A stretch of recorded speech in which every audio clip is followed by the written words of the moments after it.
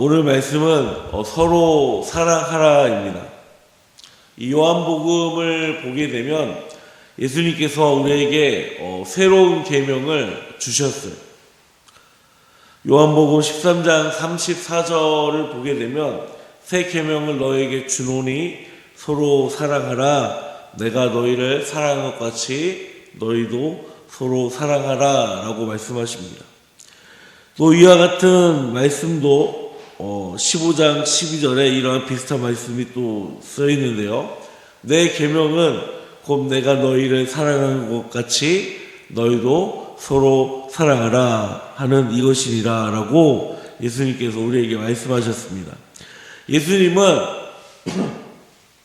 우리에게 두 가지 사랑을 요구하셨어요. 하나는 우리가 다른 사람을 사랑하는 데 있어서 내 몸과 같이 사랑하라 라고 말씀하셨고요. 또 하나는 예수님이 우리를 사랑하신 것 같이 너희가 다른 사람을 사랑해야 한다라고 말씀하십니다.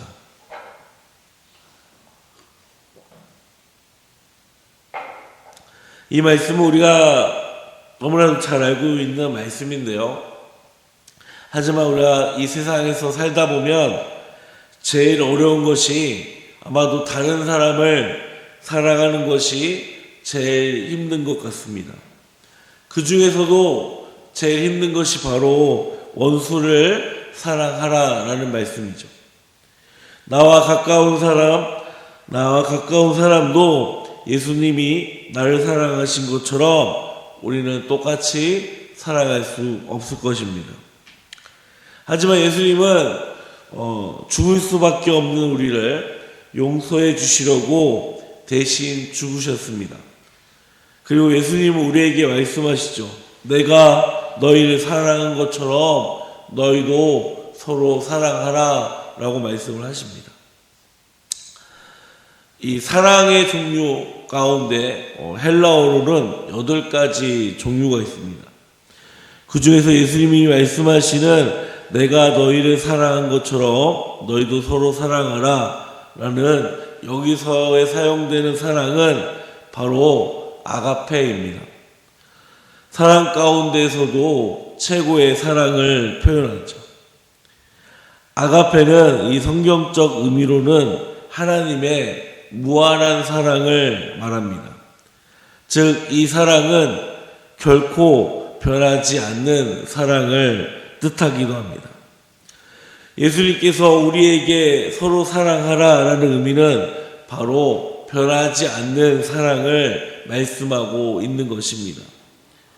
오늘 본문 요한일서 3장 11절에 이와 같은 의미로 사도 요한은 초대교회 성도들에게 권면하고 있습니다.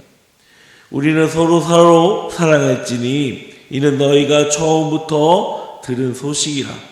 여기서 너희가 처음부터 들은 소식이라는 이 말씀이 바로 예수님께서 서로 사랑하라와 같은 말씀입니다.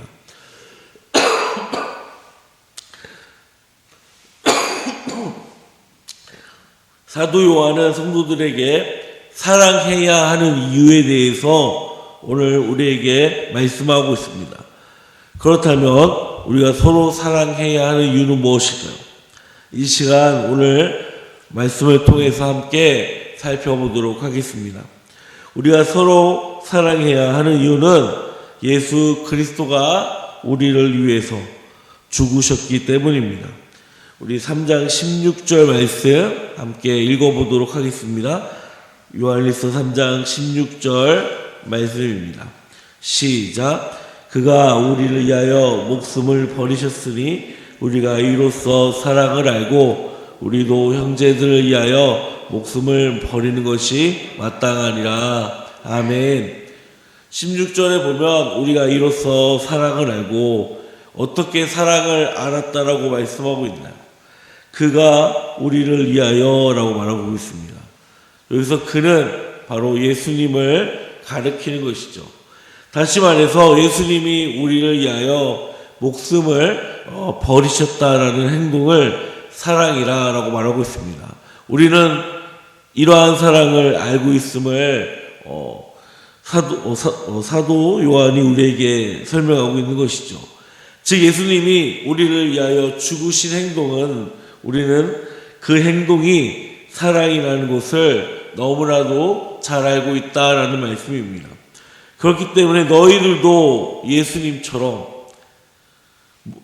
너희들의 형제들을 위하여 목숨을 버리는 것은 마땅하다라고 설명하고 있어요.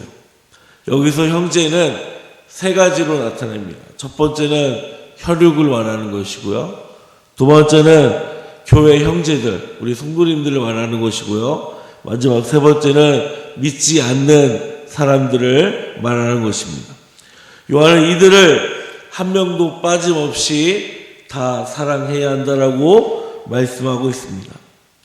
그리고 하지 말아야 할 행동에 대해서도 설명을 하고 있죠. 창세기에 나오는 가인과 아벨에 관한 이야기를 꺼내면서 결론적으로 형제인 가인과 아벨은 가인이 아벨을 죽였다라고 설명하고 있습니다. 가인이 아벨을 죽인 이유는 12절에 보게 되면 그의 악한 자에게 속하여 그 아우를 죽였으니 자기 행위는 악하고 그의 아우의 행위는 의롭다라고 설명하고 있어요. 창세기 4장에 보게 되면 하나님께서 가인의 제물을 받지 않으셨습니다. 그러나 동생의 아벨의 제물만 받게 되었죠. 그것을 안 가인은 자신의 혈육인 동생을 미워하고 심지어 죽이기까지 합니다. 가인의 행동은 아벨에게 한 것이지만 실제로 하나님께 한 것입니다. 하나님은 가인의 제사를 마음에 들지 않으셨어요. 그래서 가인의 예배를, 제사를 받지 않으신 것이죠. 아벨의 제사는 하나님의 기준으로 볼 때 마음에 드는 제사였습니다. 그래서 아벨의 제사만을 받으신 것입니다.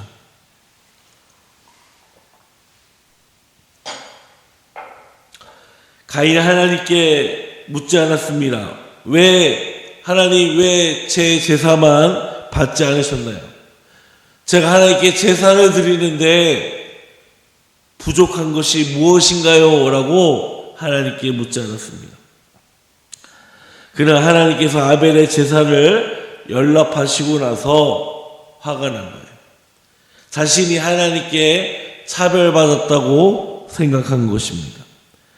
그래서 그 화풀이를 하나님께 할 수 없으니 자신의 동생 아벨에게 한 것입니다.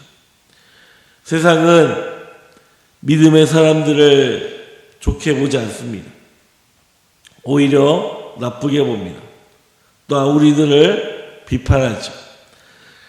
믿음의 사람들을 미워합니다. 이러한 모습의 요한은 이렇게 말합니다. 형제들아, 세상이 너희를 미워하여도 이상히 여기지 말라라고 말합니다. 세상은 기독교를 공평하게, 공정하게 말하지 않습니다. 기독교가 좋은 선행, 좋은 행동을 하는 것들을 세상은 말하지 않습니다. 오히려 좋지 않는 것들을 알리고 있죠.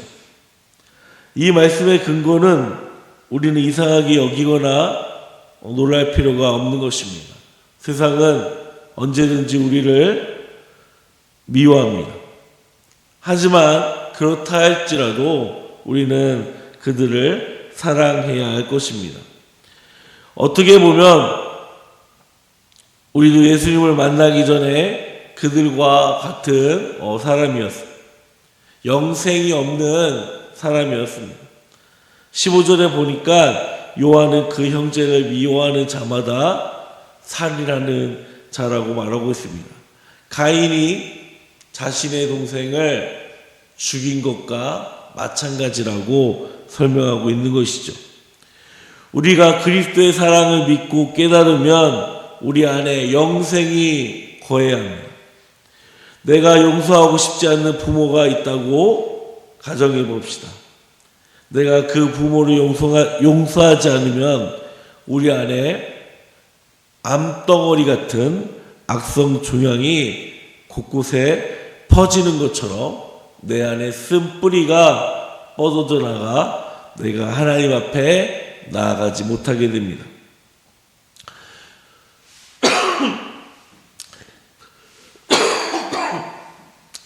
히브리서 12장 15절에 보게 되면 너희는 하나님의 은혜에 이르지 못하는 자가 없도록 하고 또 쓴뿌리가 나서 괴롭게 하여 많은 사람이 이로 말미암아 더럽게 되지 않게 하라라고 우리에게 말씀하고 있습니다. 우리 안에 쓴 뿌리를 뽑기 위해서 어떻게 될까요? 바로 우리는 내가 원수처럼 여기는 사람을 용서해야 됩니다.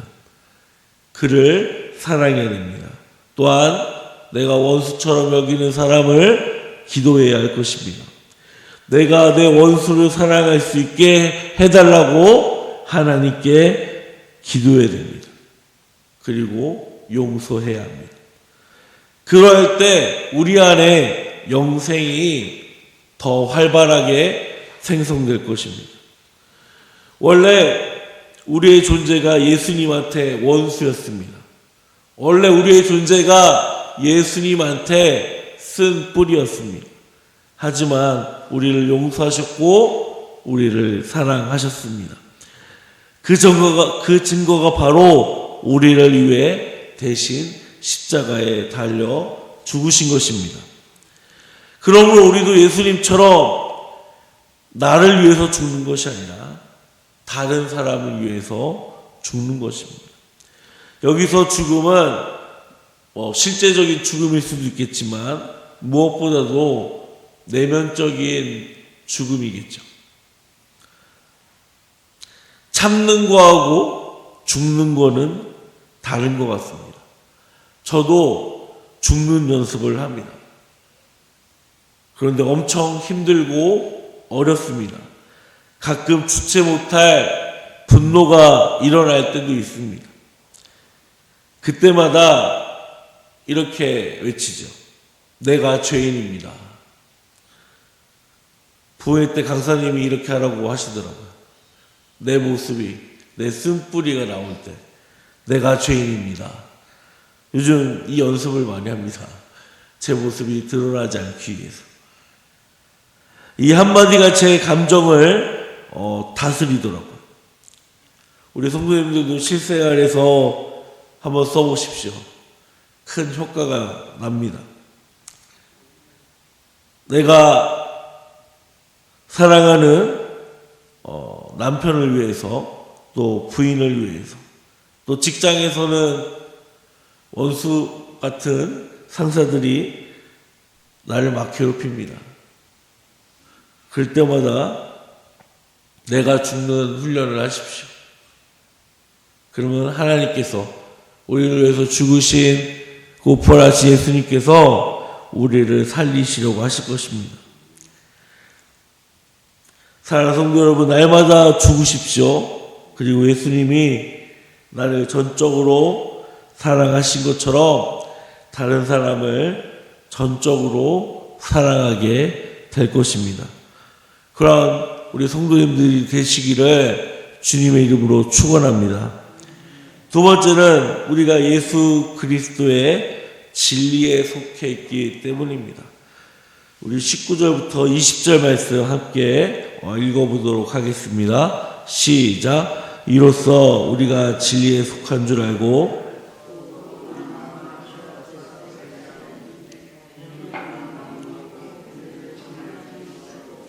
하나님은 우리 마음도 크시고 모든 것을 아시기 때문이라. 아멘. 19절은 우리가 왜 다른 사람을 사랑해야 되는 이유에 대해서 정의하고 있어요. 그리고 다른 사람을 어떻게 사랑해야 하는가에 대해서도 설명하고 있습니다. 우선 우리 17절부터 18절 말씀 함께 읽어보도록 하겠습니다.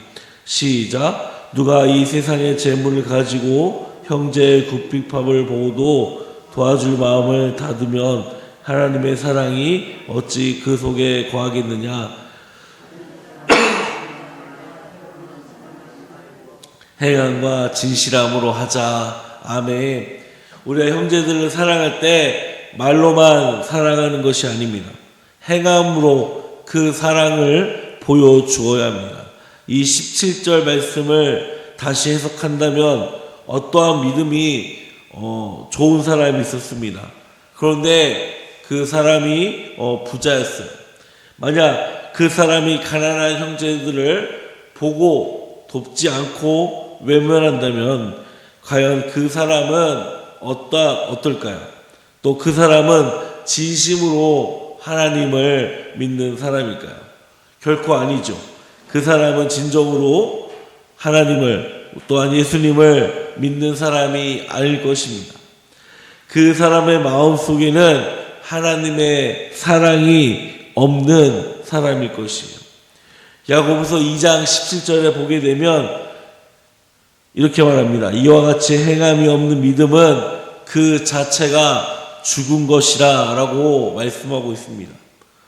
또한 우리 안에 계시는 성령님께서 우리에게 직간접적으로 요구하고 계세요. 말로만 사랑하지 말고 행동으로 사랑하라 라고 말씀하고 있습니다. 그럼에도 불구하고 우리가 다른 사람을 사랑하는데 사랑하지 못하게 되면 우리는 항상 양심의 가책을 느끼게 되죠.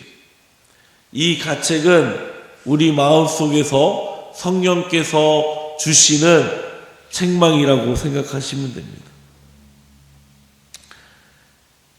하지만 우리가 하나님의 말씀대로 한다면 요한일서 3장 21절에 22절에 사랑하는 자들아 만일 우리 마음이 우리를 책망할 것이 없으면 하나님 앞에서 담대함을 얻고 무엇이든지 구하는 바 그에게 받나니 이는 우리가 그의 계명을 지키고 그 앞에서 기뻐하시는 것을 행함이라. 아멘. 여기서 하나님 앞에서 담대함을 얻는다는 것은 무슨 말씀일까요? 그것은 바로 하나님 앞에 나아갈 때 아무런 꺼리낌 없이 나아갈 수 있다라는 것입니다. 즉 하나님 앞에서 우리의 죄가 없다라는 말씀이죠. 또한 우리가 하나님께서 구하는 것들을 주실 것이며 이렇게 주시는 이유는 우리가 주님 안에서 하나님의 계명을 지키고 하나님 앞에서 하나님을 기쁘게 하였기 때문입니다. 사랑하는 성도 여러분, 거짓으로 사랑하지 마십시오. 하나님은 우리가 진실함으로 또 거짓으로 대하는지 잘 알고 계십니다. 그러므로 우리는 진심으로 우리가 만나는 모든 사람들을 사랑해야 할 것입니다.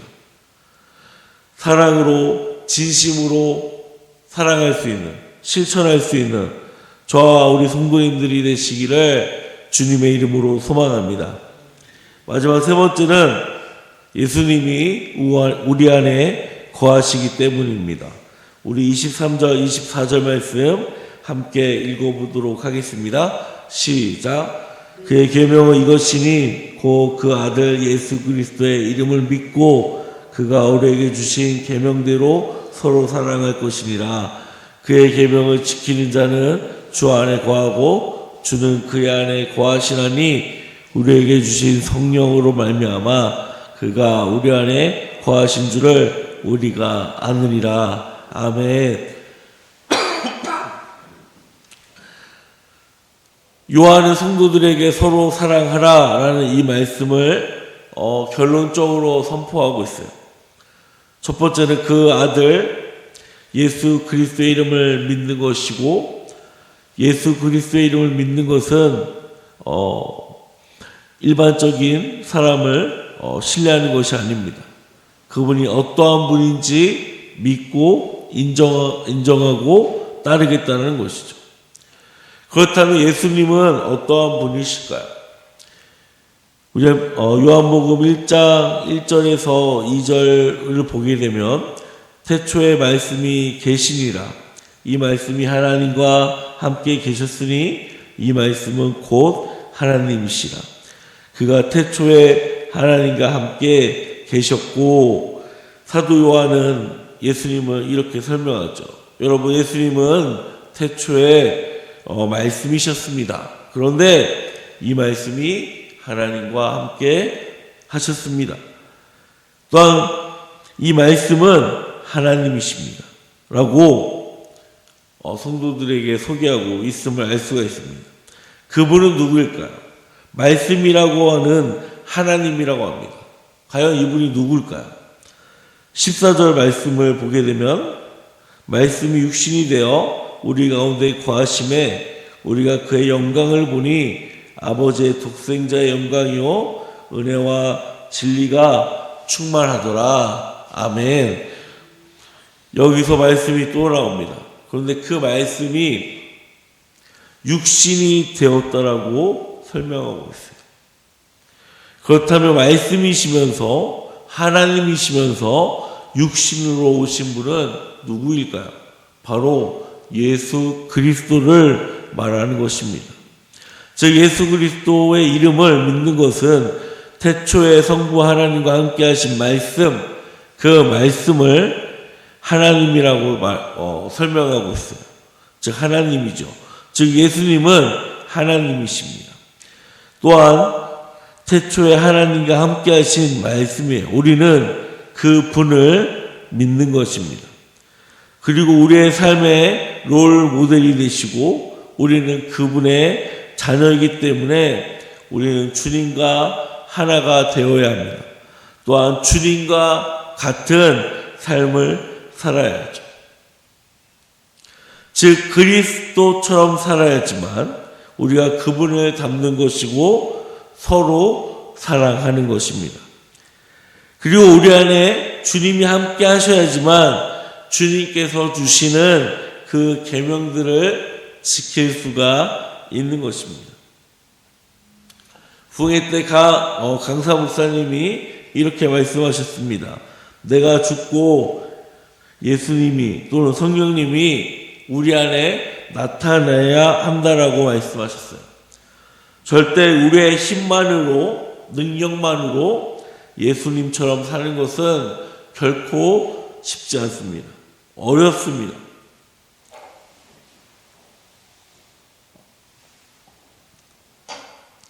내 안에 예수님이 성령님이 함께 하셔야 합니다. 나의 자아가 죽고 예수 그리스도의 자아가 나타나야 하는 것이죠. 그래야지만 우리가 서로 사랑할 수가 있는 것입니다. 사랑하는 성도 여러분, 우리가 죽어야 합니다. 내 자신이 죽어야 합니다. 그리고 내 안에 살아계시는 성령님, 예수님이 살아야 합니다. 우리의 삶이 예수가 사는 삶, 성령님이 인도하시는 삶이 되시는 저와 우리 성도님들이 되시기를 주님의 이름으로 축원합니다. 오늘 말씀을 정리하도록 하겠습니다. 우리가 서로 사랑해야 하는 이유는 우리가 죽을 수밖에 없는 죄인이었습니다. 하지만 주님께서 우리를 너무 사랑하시기 때문에 우리를 위해서 대신 죽으셨고 부활하셨습니다. 그뿐만 아니라 저와 여러분들을 자녀 삼으셨고 백성으로 삼아주셨습니다. 그렇기 때문에 그 받은 사랑을 우리는 똑같이 나누어 주어야 할 것입니다. 또한 우리가 예수 그리스도의 진리 속에 함께 있기 때문이죠. 또 마지막 하나는 우리 안에 항상 예수님이 거하시기 때문입니다. 함께 하시기 때문입니다. 앞에서 말씀드렸듯이 우리는 예수 없이는 그냥 시체입니다. 아무것도 아닙니다. 하지만 우리 안에 예수가 있기 때문에 새로운 생명을 얻었고요. 내가 받은 사랑을 그대로 전할 수가 있는 것입니다. 사랑하는 성도 여러분, 예수님이 우리에게 명하신 새로운 계명들을 지켜 나아가기를 바랍니다. 그래서 점점 더 예수님을 닮는, 우리 주님을 닮아가는 저와 우리 성도들이 되시기를 소망합니다.